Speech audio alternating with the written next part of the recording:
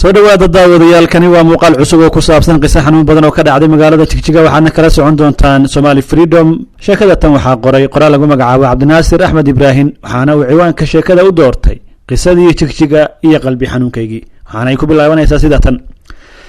nin cayd ah ama saboola sidaad u taqaanaan ayay in muddo ahba marwadiisa ka xanuunsanaysay goobta ay uga xanuunsatayna waa magaalada Jigjiga muddo dheer ayaa la rumaysan yahay inay aafadu bukaan jiif ahayd qaliin dhabarka looga sameeyay waliba fin ka soo baxay ayaana la rumaysan yahay in xanuunka kan uu sababay inuu baaho heer fogna uu gaaro muddo ku siman 10 sano ayay bukaan jiif ahayd marwadatan ninkeeduna intaasi rafaadka iyo silaca iyadu ay maraysay in lamid ah ayuu la marayay meel kasta iyo madal kasta waa uu la joogay inkastoo ay u dheereed awood dhaqaale oo xadidaysay si uu gabadhiisa ama marwadiisa u dabiibo ama xarumaha caafimaad ee wanaagsan u gaarsiiyo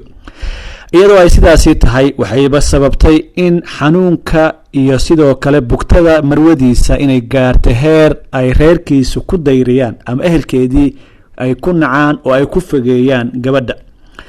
lamaanuhu waa reer aan mood iyo nool midna lahayn intaasna ay u dheer tahay inaanay nolosha bandar magaalo gabi ahaanba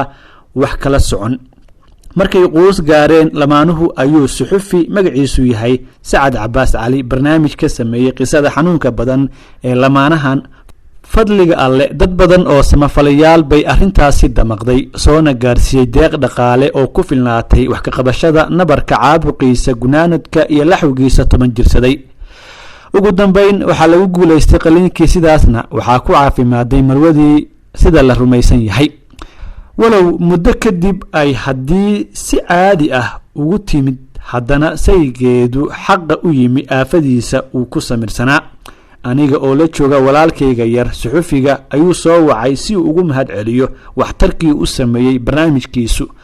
markii uu telefoonkii dhamaystay ayuu Sacad Cabbaas qisadan ila wadaagay waan ilmeeyay waxa aanan ka codsaday in uu ninkaasi gobta ah ee samirka badan ila kulansiiyo hase yeeshee shirar iyo shaqo culus oo Jigjiga iga socotay darteed kulankaasi ima suurtagelin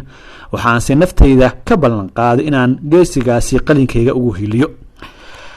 fiiro gaar ah laba arrimoodba ayay duruucda sheekada tani xambaarsan tahay mid koowaad waxa weeye in qof kasta xirfadiisa cid dhibaataysan uu ugu gargaari karo saxaafaduna ay ugu mudan tahay marka la fiiriyo garabka iyo heelka iyo garashada waxtarka aadamiga dhibaataysan